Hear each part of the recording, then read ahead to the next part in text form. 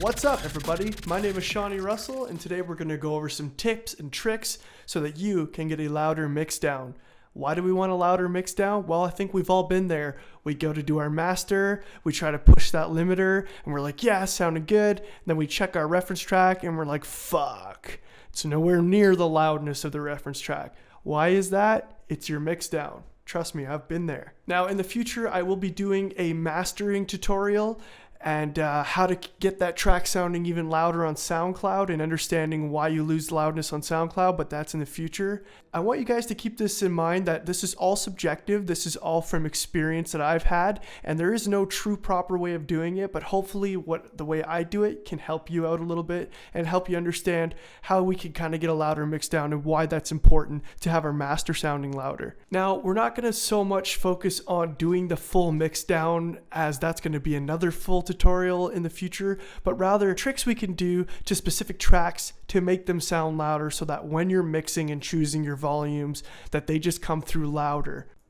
Okay guys, so we have Ableton open here and I have Faceplant open here, and this is a patch I've made called Weapons Online, and the first thing we're going to actually talk about is EQing out the mud and unwanted frequencies of a specific track. Because before we get it loud and compress and saturate and all that good stuff, we need to make sure that there's not any unwanted frequencies, because although you may not hear them in the specific track, they all add up and they make shit sound terrible in the master if you don't take care of them. So let's go ahead and give a listen to the sound that I've made here.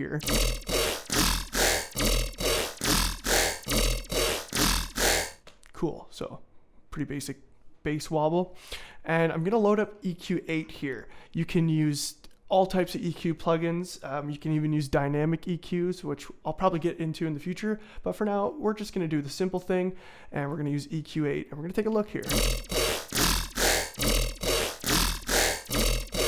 Okay, so you see right across the board here, we're getting all types of frequencies.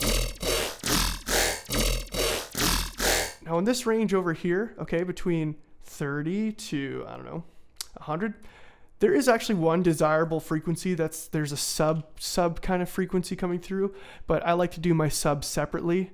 So that's actually one thing we're gonna cover too, but I'm gonna go ahead and do a high pass cut. And here's what we're gonna do. I'm gonna cut all that out until we hear an audible difference. So right there, it sounds a little bit thin, so I'll pull it back just above 100, maybe not go so hard on the cut. Awesome. So like I said, there is a sub frequency in this bass wobble. I'm going to do the sub separate, but all that shit in there, you can't hear. And I'll solo it out right now just so you guys can kind of get an idea. It's more or less just a sub frequency.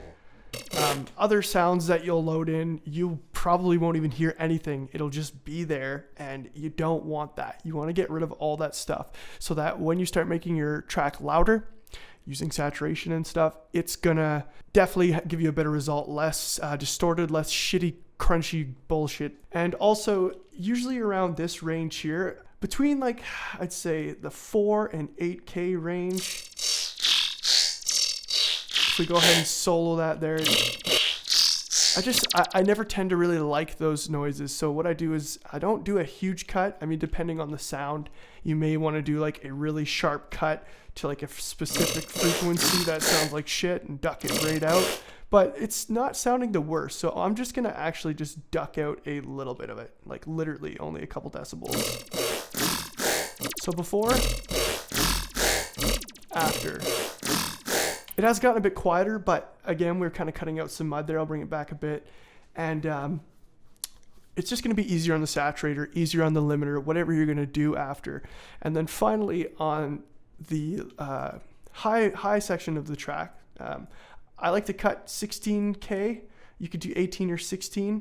I do a hard low pass cut just because SoundCloud doesn't like that frequency range when it's left in. It's one of the reasons you get a bunch of digital artifacts in your song.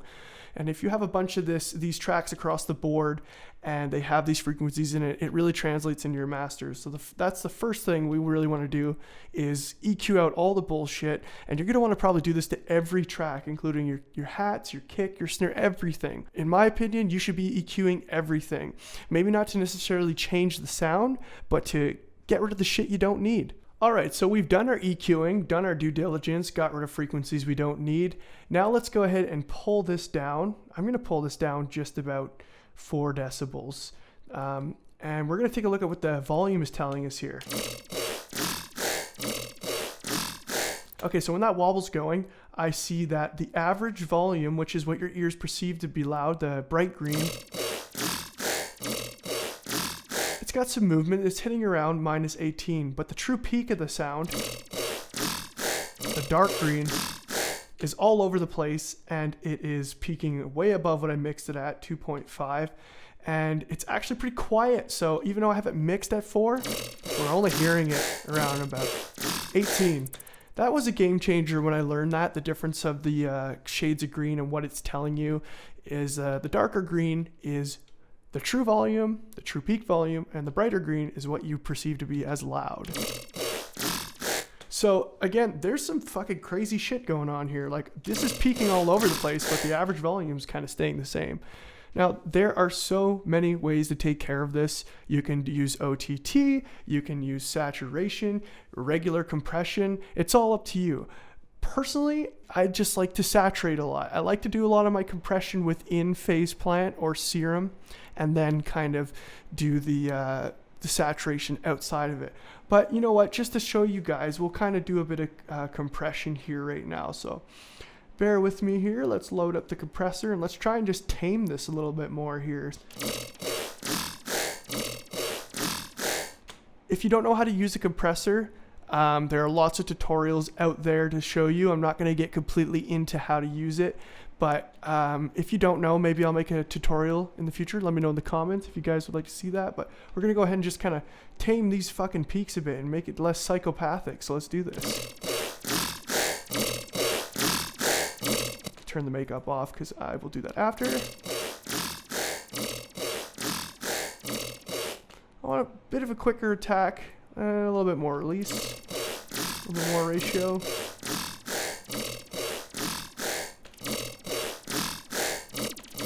So we definitely saved some peaks there.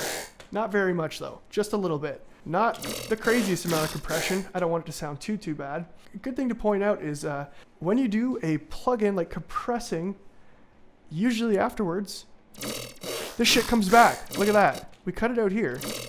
It's coming back. Now that might be because I didn't do a hard cut. So if I do a hard cut, it will get rid of it. So that's actually a bad example because that's the reason why it is. But we still do have a little bit of this coming back. So I'm just going to go ahead and cut that shit out again. Because now I'm going to throw a saturator. Now, you guys, in my opinion, the saturator is a key thing to getting shit loud because it's distorting it and giving it a lot more harmonics, and it's going to bring that average volume up, and actually at the same time going to give you more of an accurate mix because there's a soft clip limiter within the saturator in Ableton. I think that this plugin is a little bit underrated. It's a very powerful plugin and it's very simple to use. Again, I'm not going to go fully into how to use it. If you don't know how to use it, I would search that up. But if you kind of generally know how to use a saturator, let's go ahead and use it. So if I turn soft clip on here, and I'm going to make the depth a little bit deeper and make that stereo a little bit wider. Keep the frequency the same and give it a soft sine because I tend to get a better result off soft sine. Now let's go ahead and push the drive up.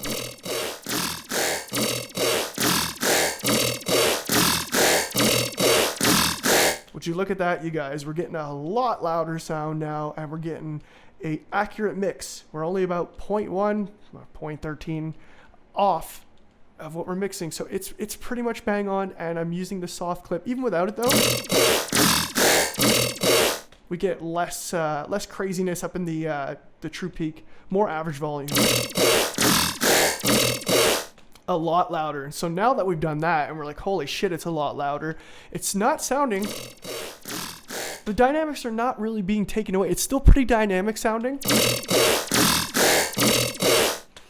It's a little bit more crushed, but I mean, we are saturating it and limiting it, so we could take the drive off a bit. We can pull the bass down a little bit just to preserve the dynamics a little more. And we can also back off the dry wet here and just kind of bring back the dynamics a bit, so it's a little bit quieter now. And just as we did before, we're going to throw another EQ on because I bet you all this shit's gonna come back.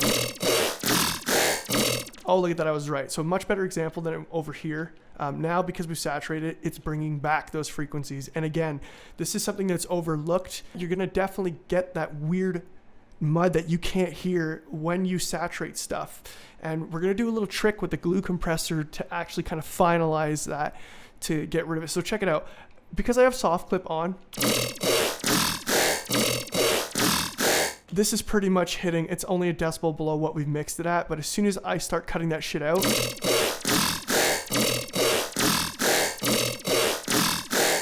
it starts to peak above what I mix. This isn't entirely a bad thing. You could still mix like this, hit a limiter in your master, and it's gonna probably sound pretty good still because you've already initially made it louder. So that's okay, but I still, just because I'm a worrywart, I like to get rid of it. So we're gonna do that glue compressor trick. So I'm just gonna cut out the 16K here real quick. And if you want, it's totally up to you. You can kind of do some post EQing after. And then what I'm gonna do is I'm gonna put a glue compressor on. I'm gonna turn the dry wet down and then just turn the soft clip on. So none of the compressor's affecting it. It's just the clip limiter and it's gonna keep that consistent. We don't lose any loudness, but we keep it consistent. Now, the way I mix, I like to get fucking loud, kid. So I tend to push it a little more. I may even push the gain into the limiter a bit. And then what you can do, I mean, some people totally talk shit about doing this, but personally I love doing it afterwards just for a final touch. In fact, you can even take off the glue compressor since Transpire has a limiter in it. And if you don't know what Transpire is, it's a transient shaper. It's mainly used to make your drums punchier, but I actually do use it on wobbles sometimes, and just to kind of bring back the dynamics, to almost trick you into the dynamic sound but still pushing the loudness. So I'll turn the initial transient up, turn the release down, maybe push the gain up.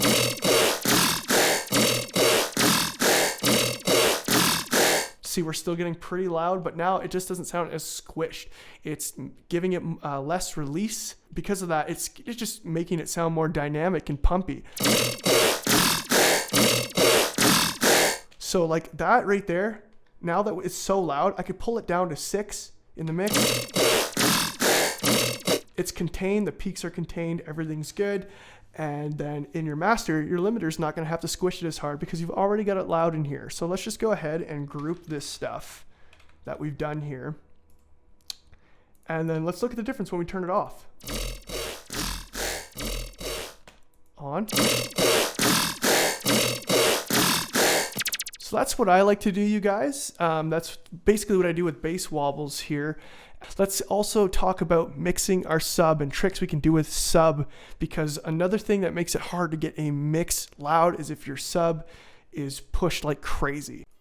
Okay guys, so before we actually get into the sub, I just kind of want to show you the techniques I've used in that last clip, just to kind of show you like what they're doing in action. So this is a song I've been working on called Cyborg. It is a rough mix, but it's getting there, so I'll just play it real quick.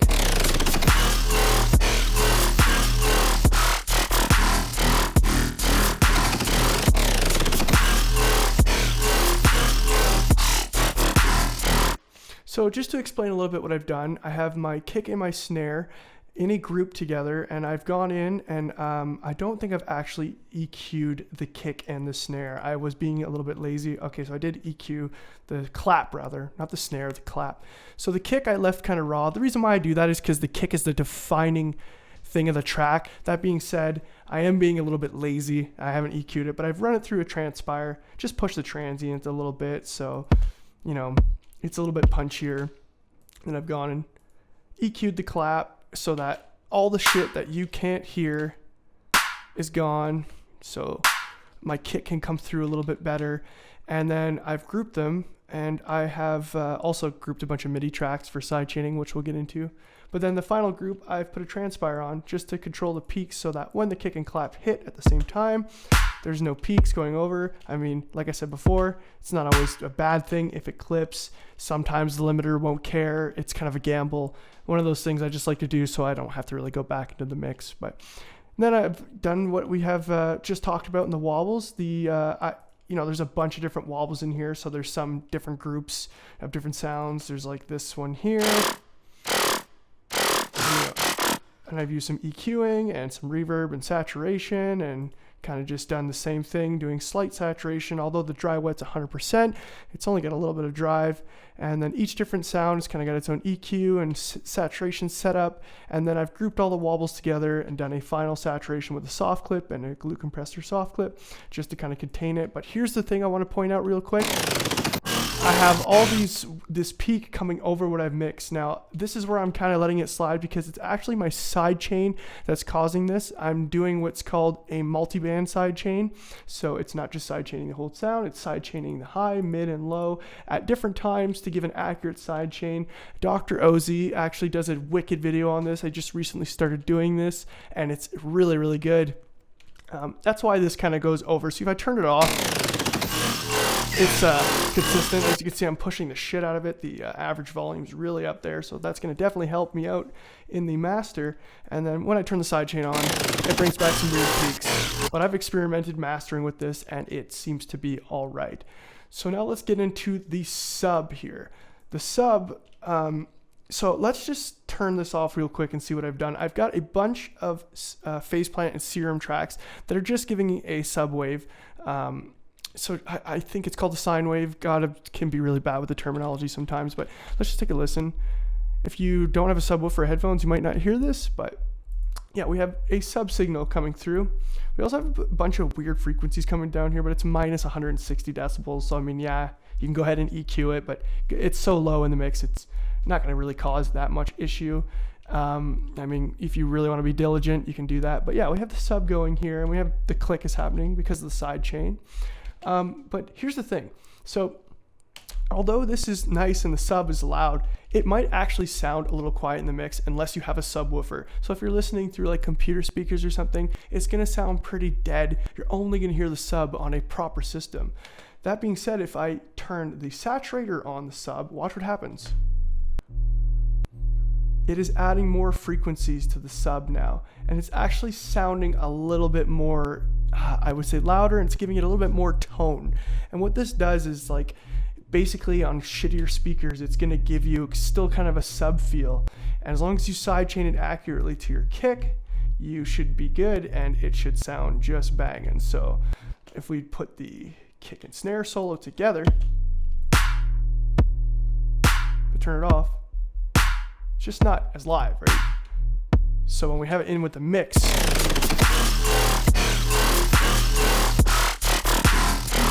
just comes through a little bit louder, sounds more solid, and it just kind of fills out the mix in your master here.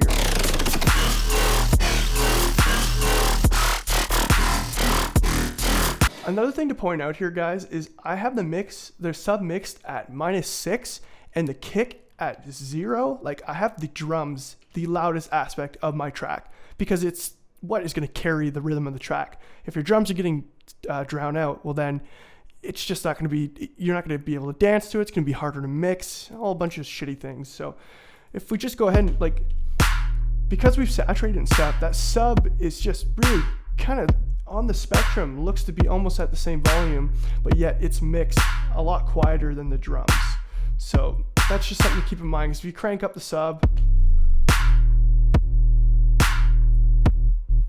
just kind of drowns out your kick. Now, the kick is still audible, it's still coming through, yes, but it's sidechained so well that it does come through. But again, when you're going to go hit that limiter and want a louder master, it's not going to work as well because your sub is just stealing all that headroom. And so we saturate it and we get that sidechain accurate so that we can turn it down in the mix and then bring it back up with compression in the master, which I will be going over more in the future. Another thing to keep in mind, you guys, is sample selection, especially when it comes to drums, is huge in getting a louder mix down. If the sample is naturally louder before you process it, then it's going to be louder after you process it and when you master.